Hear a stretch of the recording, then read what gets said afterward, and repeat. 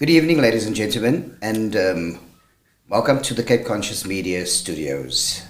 My name is Websta, and I'll be hosting today's little conversation that is a very important conversation. And alongside me, we have our producer, Mr. Nanto Hopley. So, I'm excited to unpack the story that we've been gifted to broadcast. I feel happy because this is a community-based initiative, yep. and the community is reaching out to say, look, we've got this issue. We want people to know about it. We are not Cape Conscious Media is not affiliated to any political brand, if you want to party. So we just concerned citizens that want to hear the story of people that's going through whatever they're going through on the Cape Flats. And therefore, we actually have two distinguished guests here today. Two distinguished guests, not extinguished guests. Two distinguished guests here today who will be giving us a little bit more info that we, as the people on the streets, that we are going to be asking, and we're going to be trying asking those questions, and we will get all the facts. And right now, I will ask our guests to introduce themselves, and we'd like to go with Mr. Logan Kamaray. Hi, evening everyone, and thank you for tuning in. I'm Logan. So I'm one of the community leaders that serves on the executive of the Fountain Village community. Well, welcome, Logan. And then we have the beautiful Miss Juanita. Good evening, everybody. I am Juanita. I work alongside Logan as a leader in the Fountain Village, or let's say beautiful Fountain Village community in the Blue Downs area. Okay, lovely. Okay, so doing a little bit of research on this Aloe Ridge Housing Development. Tell us, what are the issues that you have encountered, and what, first things first, tell us what this development, that's housing development, is all about, and yeah. Yeah, I believe it's best to start from the beginning. Yeah. At least give a short background to the story. So in 2009, 2010, there was a proposal to build affordable housing within the area on the two vacant plots that is adjacent, or basically part of Fountain Village, if we can put it that way, because it's literally next to our border, like right on our borders.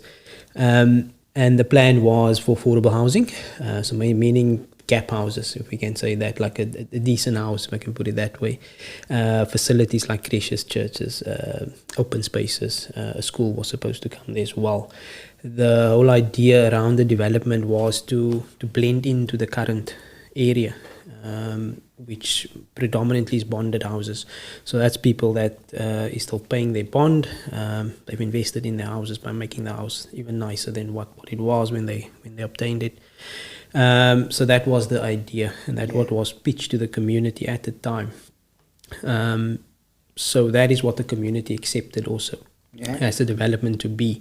So when public participation was actually done in that time, and only 10 people participated in such a big community, that is what people signed up for, and that is what we were expecting to see now realize or to happen.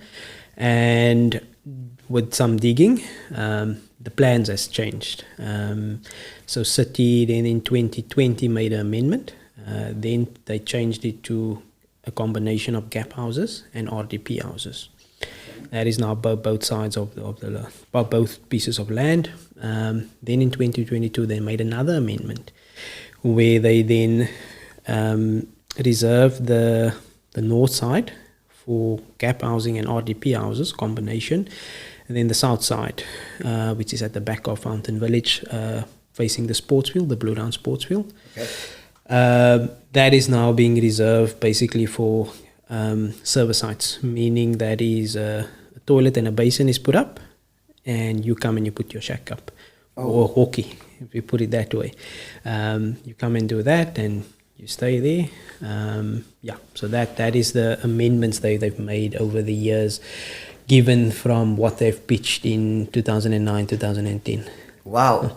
And if I may ask Juanita, like what has the feedback been like? What have the people been saying, and what are Like, I mean, obviously people were on the a short list, like I know they had in if it's not the Eagle Park, Pelican Park situation. Was it something similar to that? Are these people getting what they were promised? Well, the people were obviously with the initial project that was pitched to the people. Our community members were waiting on gap housing and BNG. Like, we've got residents in our area that's been on the waiting list, I think, for very long, 17 to 20, if it's not more, years, and still haven't received a home. So we had a meeting on the 7th of November with our ward councillor, where the news was broken to the people, and obviously it didn't sit well with the community. Yeah, of course. We were then in that meeting promised that no further development. So by the time we had this meeting, there was already a construction site on the northern side, so or the northern site. So just to explain how the sites work, the northern side would be on the side that's closer to Hindle Road. Okay. That will be the northern side of Fountain Village, and then the southern side would be closer to Klipfontein, and I think that's East River Way, if I'm not mistaken. East River Way. So Fountain Village is like in the middle. Yes, like in the center. So we're surrounded by this development. We just want to make it clear that we are not against development, right? We know our people need housing. What we are saying is that the people who has houses in Fountain Village, right, like Logan said, it's bonded housing. People's looking out for the value of the houses. I mean, it's an investment, right? Yeah, There's still people that's still paying the bonds up until this very day. And we have to be clear, it's gonna a development like that, it's going to depreciate the value of your house. It's clear. So that is what our people were initially. That was the fight. People started asking questions in that meeting as to when did this happen? This is not what we said yes for. This is not what we signed for. And when was this participation for this amendment? When was this done? And we had another meeting with the project manager and the construction leaders and again the councillor, where we were told, I think it's something of a Logan has more detail with regards to that, of a 10-year for the initial plan, and then it gets extended by 2 years where they are within their scope. I believe that's what they explained to us. Within their scope of making amendments, and they don't need public participation. We did feel that that's a bit unfair because it's a huge amendment. It's not like you're changing the color of the houses. So you came in your pitch and you said we're going to build white houses, and now you come back and you say, oh guys, we changed, we're going to do face brick housing now. That's minor. But the whole structure changing, that is not minor. And I think it started there. It started with the typology and people wanting to know when did we have public participation where we actually agreed to this type of structure. And that's where the whole, I think, roaring within the community started. I just want to add, that is when, besides the house values, which we do see as an investment, it contributes further concerns is like our safety, the security. Our road infrastructure is not up to par. It can't handle the traffic, it can't handle the load. Now if you're bringing probably about, 6,000 people, and we're taking full families, counting them all sort of on average. The school infrastructure is already overloaded. The one school called Silver Sands Primary, they put up these temporary classrooms, these white pop-up classrooms was supposed to be temporary. It's now permanent. That whole playground, which was the playground for the kids, is full of it. There's no space for the kids to play. There's not even parking for the teachers or whoever comes to the school. And then that's one school. So that was all issues we have raised and concerns besides the house value. Now, to come back to the point Juanita made, they said they did public participation in 2009 to 10, 11. Let's go up to 11. And in a memorandum in response to our questions, they indicate they don't need further participation and they can make amendments as they go along because we've approved the project back then, but that's not what people approved. And upon further digging, looking into the matter and also looking at the city's processes and their bylaws and our constitution itself, we then came across the municipal planning bylaw. And in that bylaw, and I'm going to read and quote what it says in the bylaw, the city must approve and may amend from time to time ground level map after following a public participation process.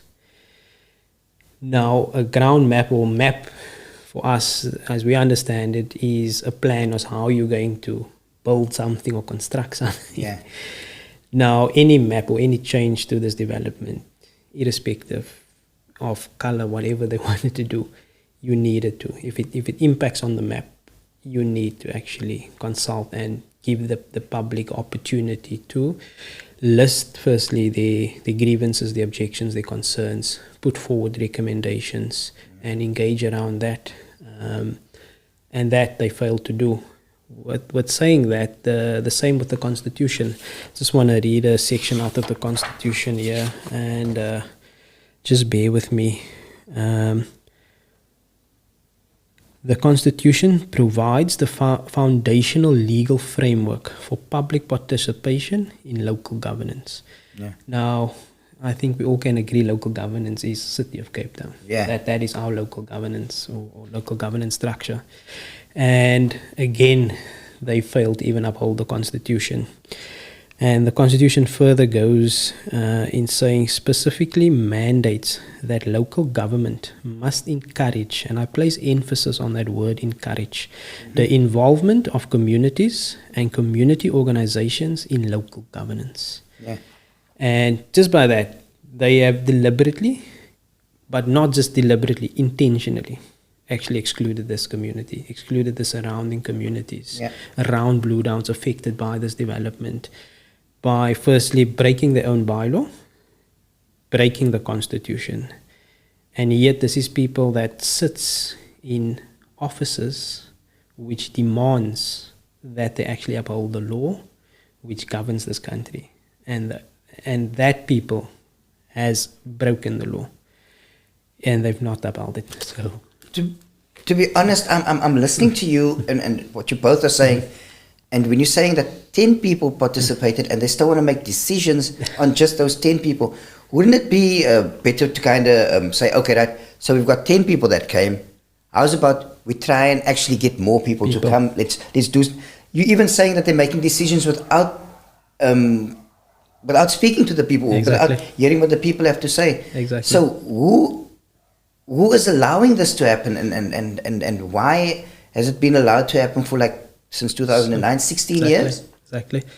And I'll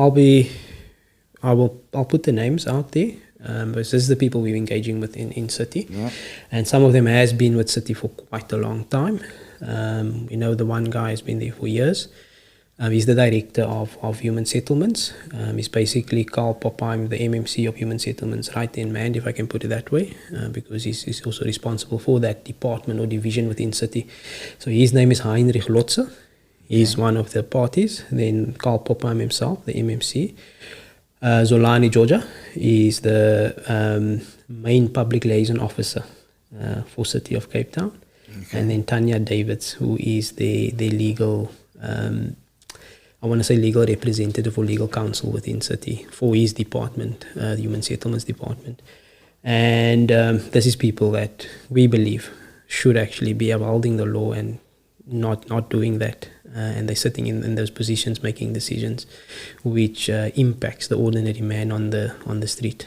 Okay, I would also like to say that, we're getting the perspective from you and obviously, but these names that are mentioned right now, they can feel free to also contact us at Cape Conscious Media, and we'd like to have this conversation so that we can get everything out in the air, because the only way that we can do something about anything, we know, is by actually having those conversations and having clear, concise and honest conversations, and then seeing how we can work together to actually get the solution.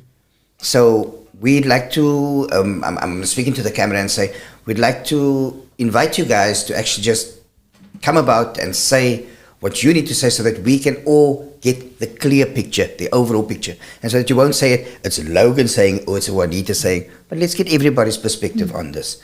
And to move on, basically, you said that there's a housing list that was out, housing shortage list, and are these people getting it, or have these people gotten feedback, or what is going to happen? Well, to be quite honest, we haven't really worked closely with that list until we were affected by this project. We know about these people because the people's been living in the Fountain Village area for years. Okay. And I'm sure that there are people in our surrounding areas in Ward 108 who's also most probably on the list. Yeah. I think after the first meeting we are a team, right? That's working together on this project, doing the research, typing the emails, drafting emails, checking emails. So we are a whole team. So a bunch of guys from the team, which consisted of our chair, our treasurer, and then Logan, went to go and see City of Cape Town. So in the very first meeting, I think it was the first one, right? Yeah. That they held, they did give us an option of drafting a list, right? Or making sure that the people that, which we call backyard dwellers, who meets the criteria, because obviously there is a criteria that you need to meet, right? Yeah. For I think for B&G, reading up on it, it's you need to earn less than 3,500. You must have not have a house before. Okay. Must be a first-time homeowner, I think, and then also you mustn't have received any assistance from government, whatsoever the case may be. Would that be for the RDP housing? That's for the B&G housing, yes. B&G, yes. Okay. Then you have another section which is for gap housing. I think the maximum amount that you need to earn there is about 22, if I'm not mistaken. I think it's 22,000, right? So now you get another section of law-abiding citizens, faithful taxpayers who doesn't fit any of those two criteria, which is just there. There's no provision made for those people which you earn way too much for B&G housing. Yeah. You earn too much for the gap housing, to qualify for gap housing, but you earn too little, like you earn less for a normal bond house. So they just there. So we are in the process of compiling, or we are motivating people in Fountain Village and our surrounding areas to ensure that their name is on the list. Yeah. And that you do when you go search. I think you search the City of Cape Town housing registrar or something like that, and it will give you the link. You click on, you make sure that your name is on there.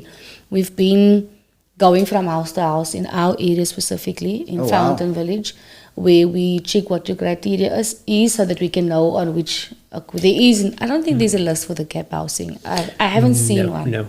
Online. No, there's no can I put it specific list for that, and that's what we've asked them also, is give us a criteria in terms of what is the criteria to qualify. Yeah. Now this project is supposed to benefit the people of Ward 108, which is not the bigger Blue Downs, but a section within Blue Downs.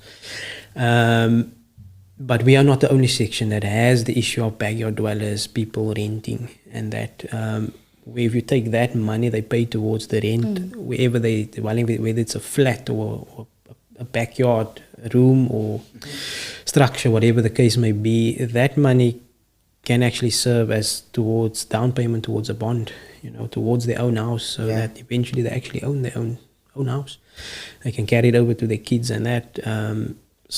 People is being deliberately I want to say almost victimized and targeted and excluded from actually benefiting from the development, which should in essence actually benefit the people that is within that community. Because they've been there for years. It only makes sense to, if you're doing something in the community, it is for the community's benefit. Okay, and like people who are on this waiting list and actually have gripes and would like to air their views and so forth, is there a platform or somewhere that they can contact or get to speak to you guys, or is there any number, or is there anything that we can kind of just let the people know? Listen, go to these people, speak to these people, bring your issues. I think for now we only have an email address. We're still working on giving a phone number. So our email address where they can make contact with us, it is fountainvillage@hotmail.com. All lowercase, no spaces. All right, so it's fountainvillage@hotmail.com. At hotmail.com. That's correct. Okay, that's right. Because I want the people to actually be able to speak to you guys. We are working. Hopefully soon we'll get a number that's easy to reach, that will be managed. The issue is we also still got day jobs and our daily lives, and so it's difficult to unfortunately. To unfortunately sit with a phone. You guys, this was your no, this is not what we do for a living. We are volunteers which was selected by the community to serve on the community forum. Like every area has a forum, and we are elected. We were elected by the community to serve on the forum, and then there were a bunch of other normal community members who's not serving on the forum, but has a passion for this project, who also came on board, and a task team. I think we consist of seven members in the task team that's focusing mainly on this. I mean, it just makes sense to have a small group of people so we work hand in hand with the community. We get our ideas and we get proposals and things from the community, but we just technically the voice. Because you can't rock up, at City of Cape Town with a whole community. We could go that way, but it's just, I think we've been doing this in a very peaceful manner, which is something I'm extremely proud of. And I must say, the community of Fountain Village, we are a very small village. Like, we very, I think we consist of 200 houses. Like 200 households, yeah. We're very small. That's a very small community, and we stand by our motto. Alone we can't, together we can. Wow, alone we can't, together we can. Certainly. And I just want to say, I tip my imaginary hat and I'm taking it off because Thank you. I honestly thought that, okay, you guys are coming, perhaps this is what you do, and you're going around and sorting. So big time, I must say, I have the biggest respect for what you are doing. And look, you are doing this, and obviously you need the assistance, you need more help from that's why I'm happy you guys are here, so that we can make the people aware of what is going on. So now, thing is also, with these people that you are saying that are on this list, right? Is it being kind of given fairly? Because I know that there was an issue with other housing developments where people who were on a list were totally pushed aside, and others were given those opportunities to move in. I think I'm probably best to answer that now at this stage. So we've had to engagement with City of Cape Town, and the list is an issue, and then we've made it clear to them. People from the area, from the Greater Blue Downs, is people that actually should be benefiting from this development.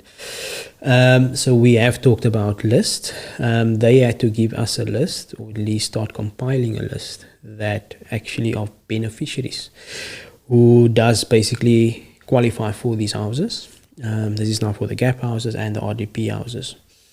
And so they can also do an affordability assessment and all that. That to date we haven't received anything from them. We, per our small communities, have started to encourage our people to actually register on the housing database. That's now City of Cape Town's database. And then we also keep record of these people, so that we have a sort of a list of our own. But to date, we have not received any list of these beneficiaries from City of Cape Town, which we in regular communication with them, or at least request for responses and feedback from them. We ask these pertinent questions in terms of feedback on all the questions we've asked, all the concerns we've raised, and also we've asked for what is the solution, how do we go about working together and finding common ground, so that everybody is can I put it, is accommodated. You can't please everybody. Yeah. But at least you need to make a conscious effort to do the right thing. Yeah. And Juanita mentioned earlier that your community that you have, Fountain Village, they're going to be affected with everything that is happening around. Yeah. Because, I mean, like you said, they're right in the middle. And it's so important that they should give their feedback and they should say how they feel about all these things. Everybody's for the development. But now, as I also read, there's a lot of dunes and forestry that's around. Yes. And it's wetlands. Yes. So would that be an issue, or what do the people feel? Would that be an issue? Look, firstly, I think we've been clear with we don't mind we want development. Our people need houses. We are concerned that the wetlands is there, and per the environmental report or environmental assessment report that they've issued, or the company that has done the assessment, the wetlands is destroyed due to people dumping, and that's what's now in the report. So according to them, the wetlands can't be saved, or it's not salvageable, I think is a better word. So they can't, it's pointless them putting a fence around it, in essence. So now they are basically leveling the ground, and there, wherever there's indents and that, they will fill it up to level the ground, to get it completely leveled. So that is per the report from the environmental assessor, which we have gone through. We believe they could have done something better around it, but that's now what the so-called expert has indicated. Okay, and I saw they were kind of, when I read this, there's 2 ponds that they're having, which is getting to be like an overland pond type of thing for, yes, and not an underground storm drain or something like that, storage system. That's a big concern for us as well, is the drainage system that they're planning on putting in.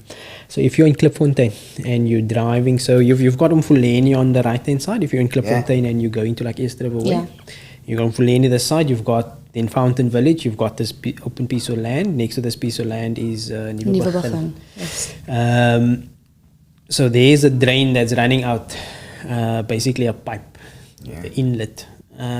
So when it rains and when we really have winter, that road runs like a tilt, so that the water basically runs that way down. No drains, there's no drains. Okay. That runs into an underground pipe. So when that pipe fills up, the water that it can't absorb floods that whole road. Yes. So when people now go and come, the one section, the left-hand section going to Easter Way, you can't drive there because you don't know what's now laying in that road. The water is so bloody high.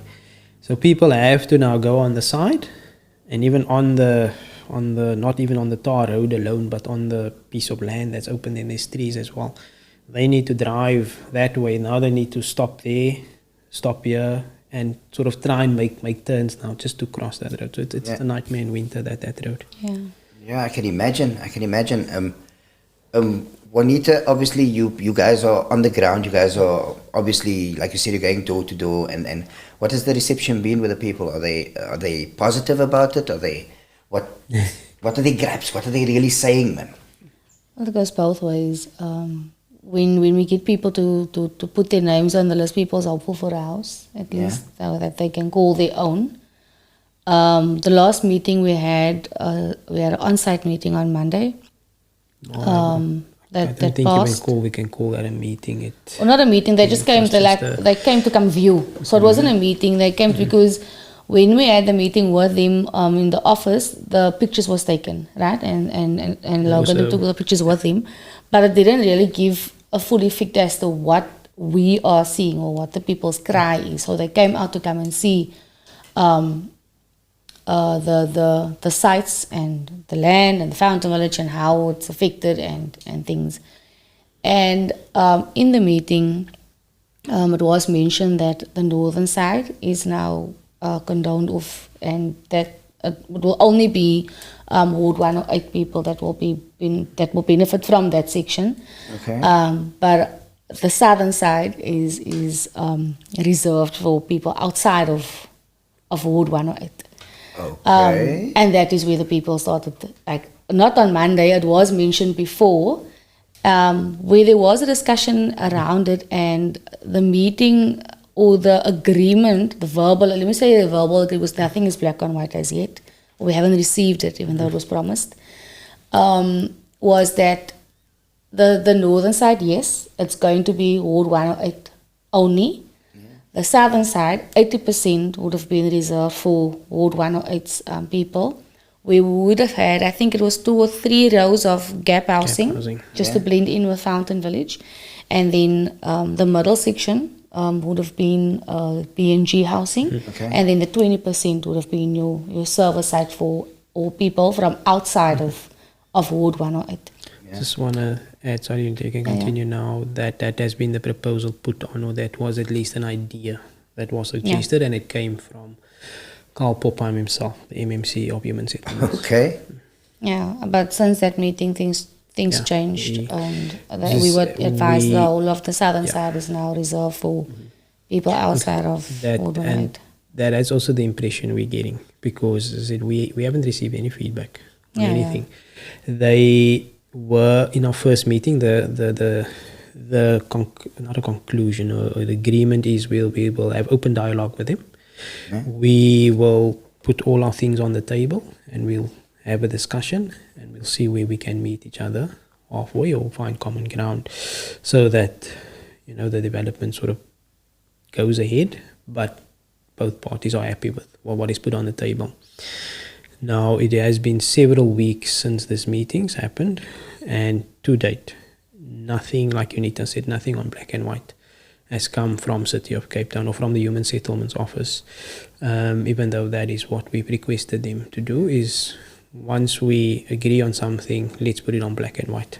And to date, nothing. And it's literally us basically every week sending 2-3 emails just to ask what is the update here, what's the feedback. Our second meeting, they informed us this is now Heinrich Lotze and Zolani Georgia, who indicated to us they had a meeting. I don't know the exact date now, but they had a meeting like the Monday following the meeting we had with them. And they said to us basically that meeting looks like it will go into our favor. And then when we asked them, okay, what do you mean by that? Like, give us context. They didn't indicate anything. We asked them after that meeting, or as we were busy concluding that meeting, all good, you have your meeting on Monday, but you please give us feedback so we can know what has happened there and transpired there. And to date, that has not happened. And that is probably about 2-3 weeks back. You can say probably 4 weeks now back, given that our third meeting every 2 weeks, well then it's 2 weeks basically, 2 weeks back, which they had to basically give us that feedback, and to date nothing. I believe when they were here on Monday, one of our community leaders again asked them about it, and yet no answer, nothing. So that is the tone that, or the message that we are getting from City of Cape Town, is sort of all talk, or let's say Human Settlements. It's not the whole City of Cape Town. It's all talk and trying to please us and accommodate us, but there's no action. There's words, but no action. It's a massive project. I mean, I'm looking at it. It said on the north side, which is the indoor road side, there's 727 units that they are planning, right? And then on the Klipfontein road side, which is now the south side, 691 units. I mean, it's a massive undertaking. Exactly. And I heard of other developments, housing developments, where they'd actually use unemployed or people from the community to do this. Has that been kind of put on the table for you guys? Yeah, I can tell you this. They say it is. And they ask our people to basically tender in that, even for the jobs and that. But it's you... When the people do, they don't get the job. So we don't know how the processes work. There's no real open communication from them. We have a public liaison officer, I won't mention a name, and she's actually the link between us and the developer. But there's absolutely no communication from her side to us. We are the ones that has to go do the digging and literally directly communicate with the developer where she's supposed to be our middle man, where you keeping us up to date what's happening and that, and there's absolutely no communication from them, from her as well. So yeah, that's the tone that we getting from human settlements, from the developers, from people that's supposed to be representing us on a day-to-day basis. That there's absolutely no will to actually inform the community and keep us informed, and actually make us part of this project so that we are aware what's happening, when it's happening, and why it's happening. They just shutting us down, or shutting us out is a better word. And I would think that it makes your people more enthusiastic and gives them a sense of morale, and lifts up the morale if you are involved in. And the first thing that you have to do is do what we're doing right now, is having those conversations, right?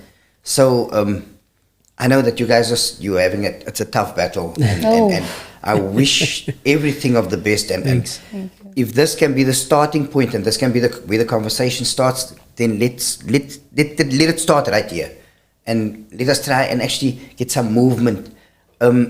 I would like to know anything that I might have kind of omitted, and questions or things that you would like to mention.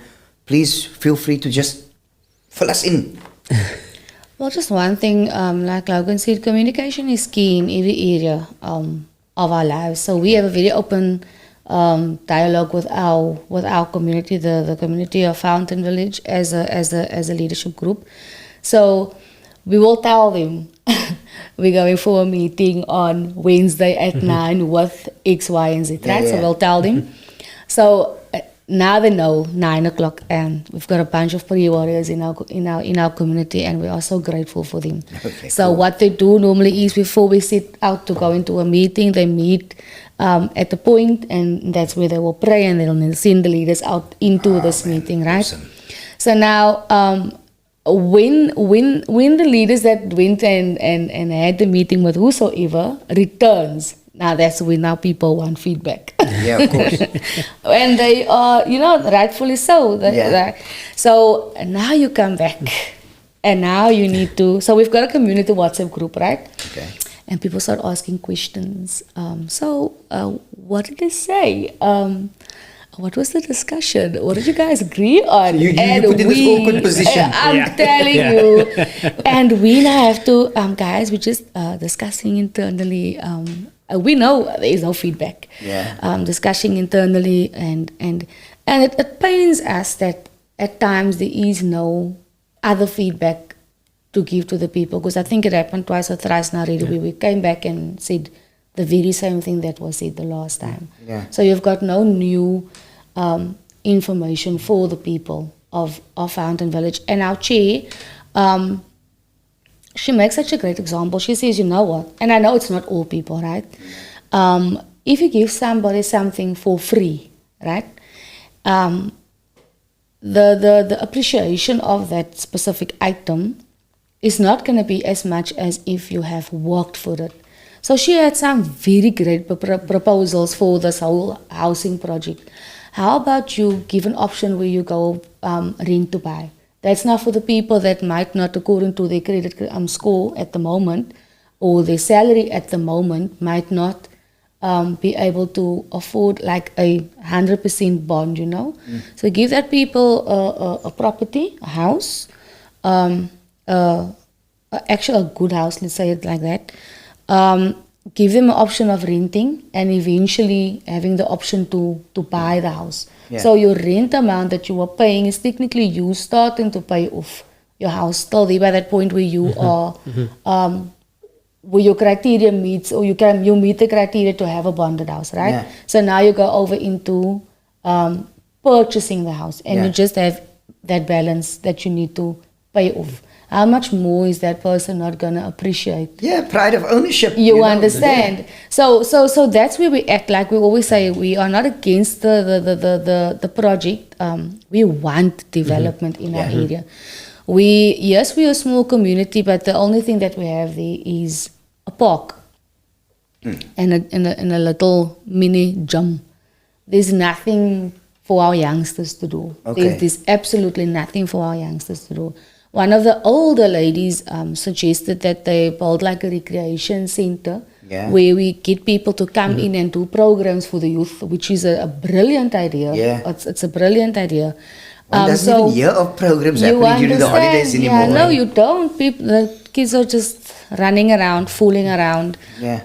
And it becomes a problem at the end of the day because there's nothing, and you can't really blame the kids because there's nothing for them to look forward to. Like our kids at the moment, our kids, our youngsters, they're not even safe to walk to the shop, to be honest.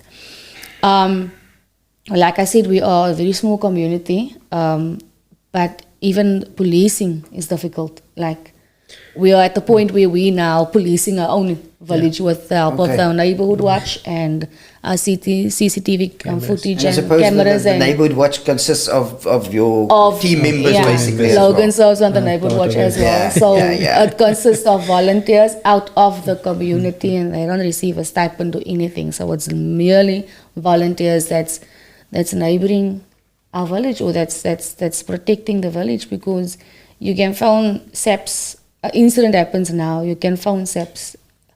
I mean, we found there was a lady that was, I think she was, she wasn't robbed, but she found because she felt threatened in her home because there was like an unknown car outside of our house, parked outside of our house, knocked on the door. The people didn't want to say who it is, and she found SAPS.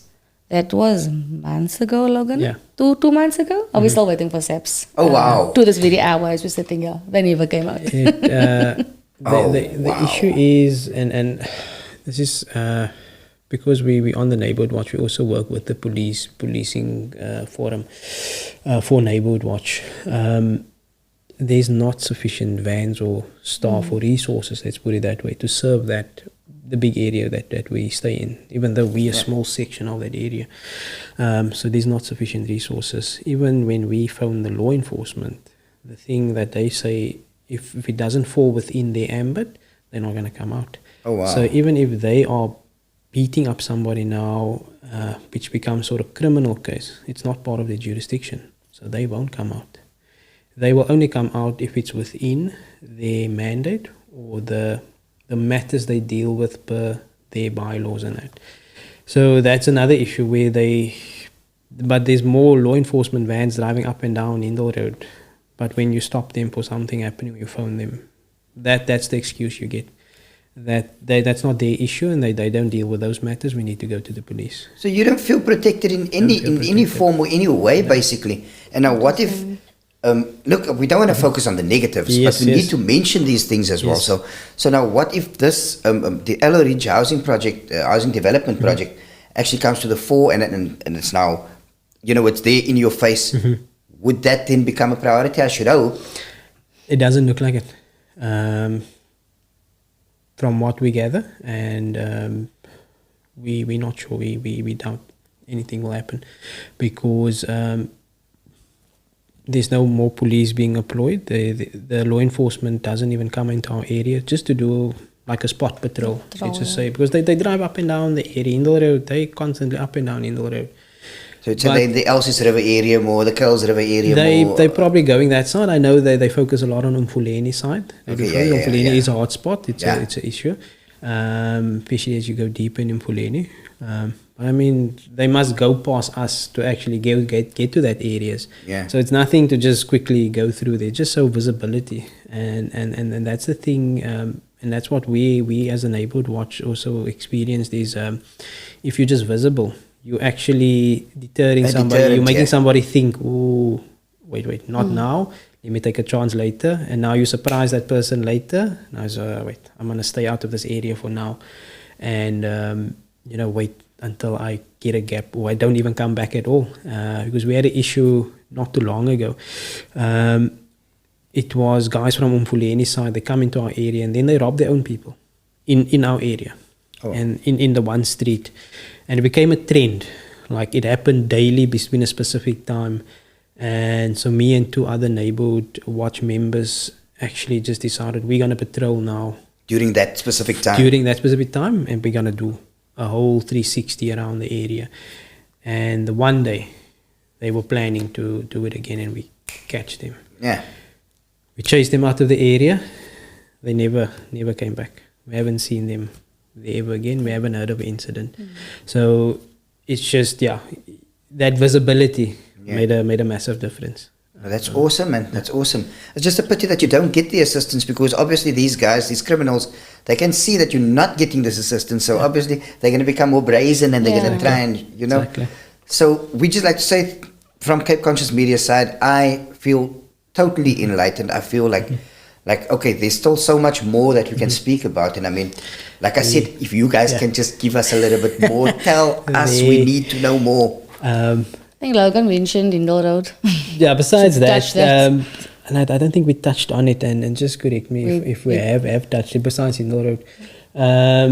The people that will be occupying the south side, that is, I think you mentioned it earlier, that is people from outside the area.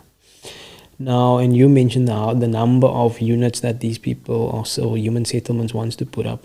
Now, imagine you are bringing people from outside the area, and this is people that is illegally occupying land elsewhere, through which a My City route must go through.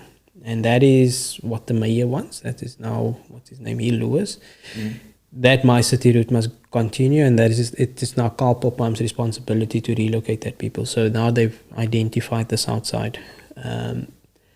But now, what is sad and what is heartbreaking is there's people on a housing waiting list that is now being overlooked. There's people that can occupy or take ownership or take occupation of that grounds or land or structure, which is possibly living in a backyard, in someone's backyard, renting somewhere where they can actually work towards owning. And that's very, very sad that you're overlooking that people that has been on those lists for so many years, waiting for opportunity for so many years, yet they are easily can overlook them and bring somebody else out.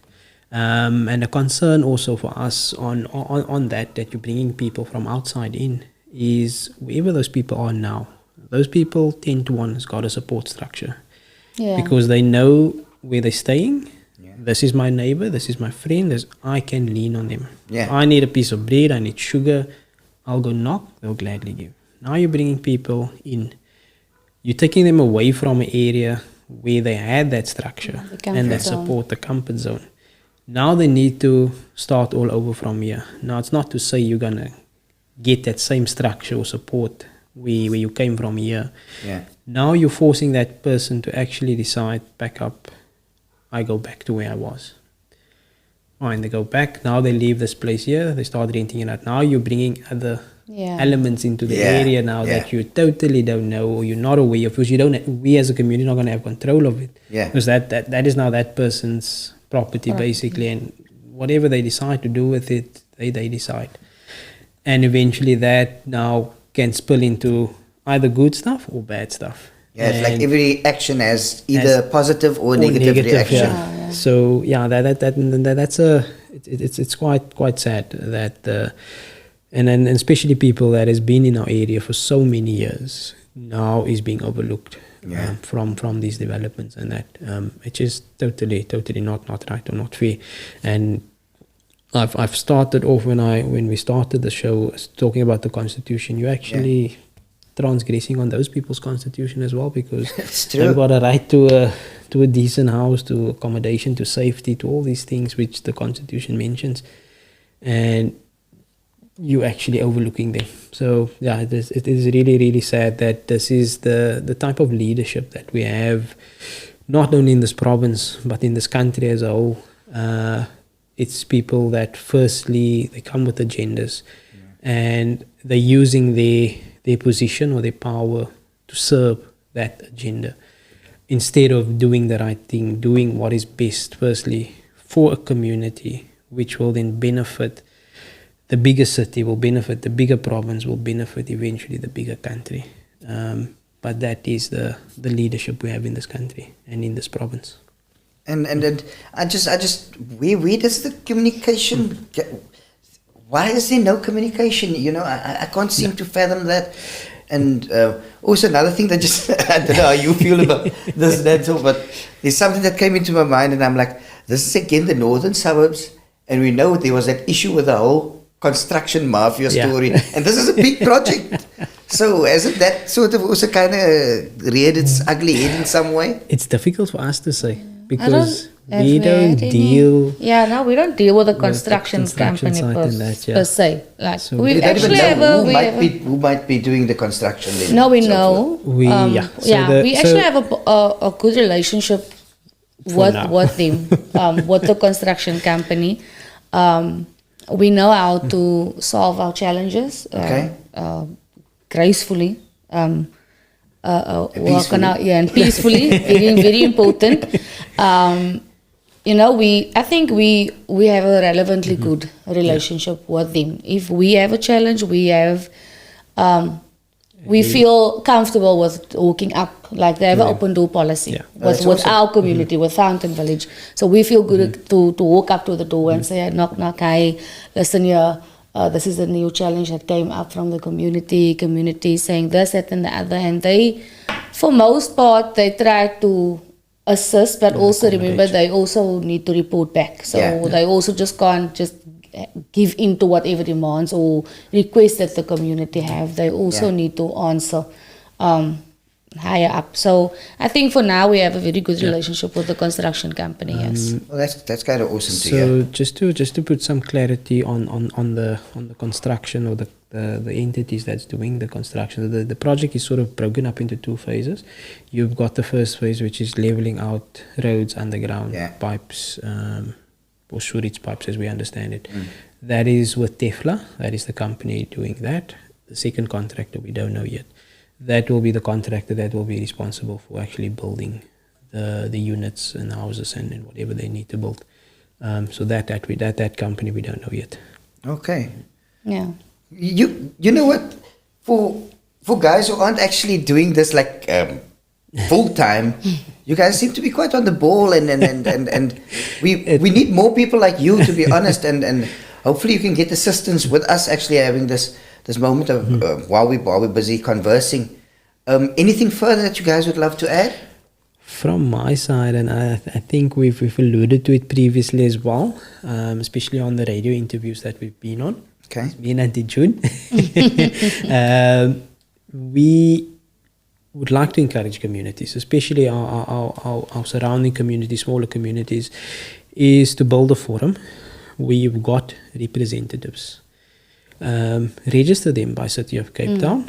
I'm not speaking. I'm only speaking now for Cape Town. I'm not going to go outside of our local borders, because that is sort of your voice, becomes your voice. They don't become the face as well and the voice, but they become your voice piece to speak through. And we encourage you guys to establish those community forums.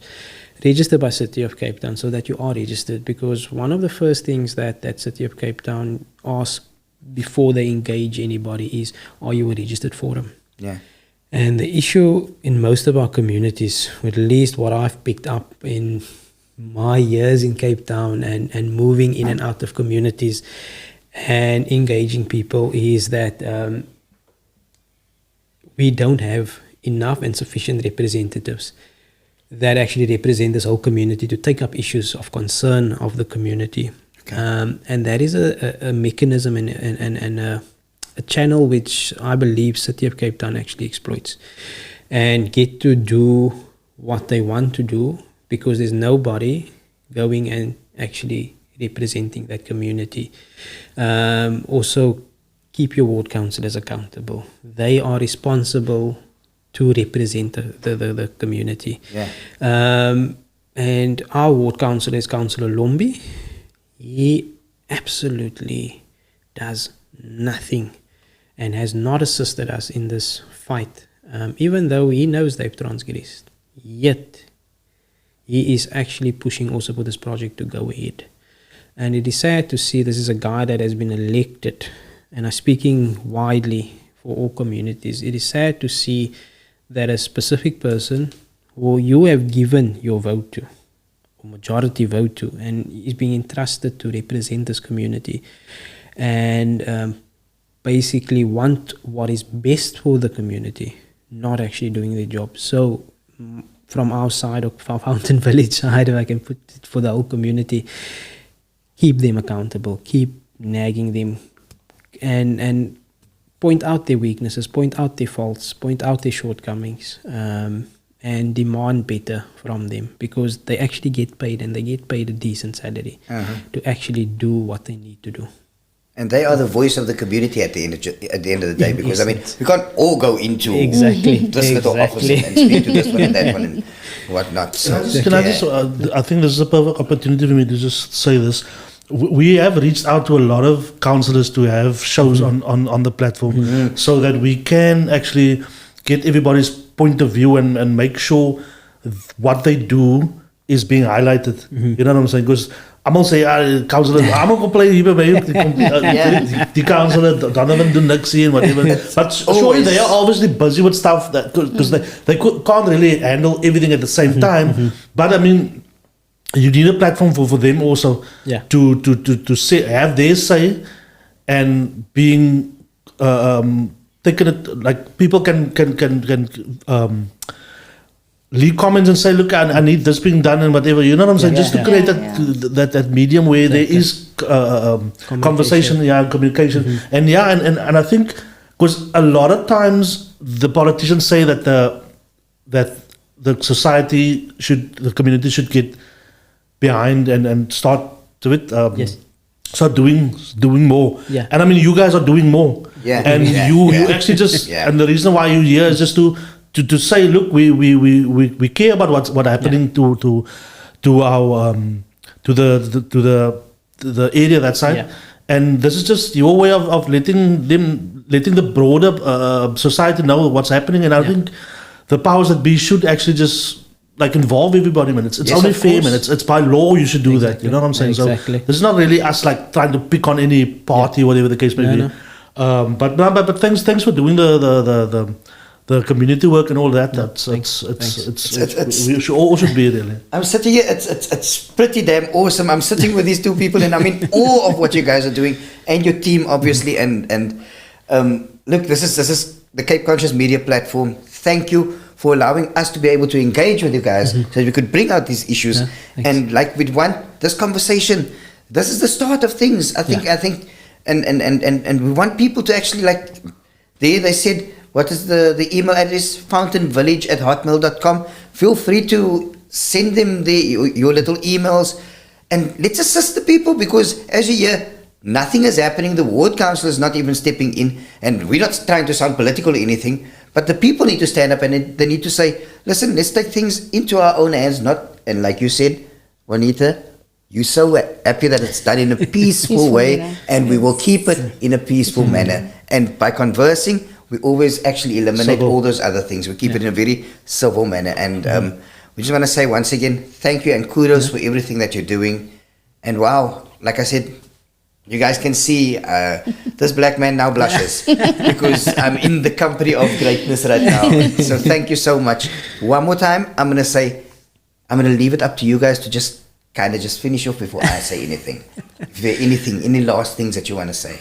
I think we basically covered everything. Logan will probably have another thing to say. No, I've got nothing further to contribute to say.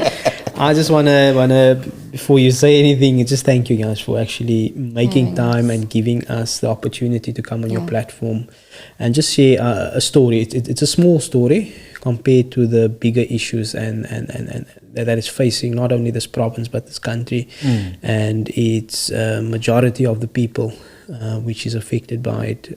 Thank you for actually giving us this platform to just come and share with you our story. Thanks for selecting us to be part of the story too. And I just want to say something for the viewers. So Websta has been on this platform with when we started. So this is actually Webby's first back again type of vibe. So for the viewers that's been following us from the Babbling Heads days, you would probably know Websta. So I was seen op die platform. We will throw him in the deep side with Ali requests that comes in and people that's moving and shaking and trying to make the country. We've got the two movers and shakers right now. Trying to make the Cape Town in South Africa a better place, you know. And we just want to serve, and that's about it from my side. I must say thank you to you, Nanto, and thank you to I must say Juanita and to Mr. Logan over there. You guys are awesome, and I had a great time.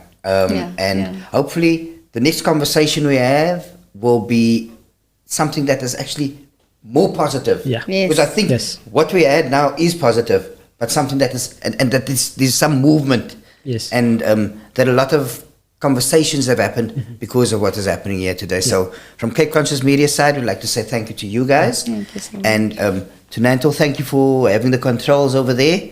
And we hope to see you soon. Ladies and gents, Cape Conscious Media, subscribe, comment, and let us do something here. Please, let us find out what we can do and how we can get involved. Remember, once again, fountainvillage@hotmail.com. And you can speak to Logan, to Juanita, and the team. From myself and Nanto, Cape Conscious Media, we'd like to say, see you later. Ciao for now.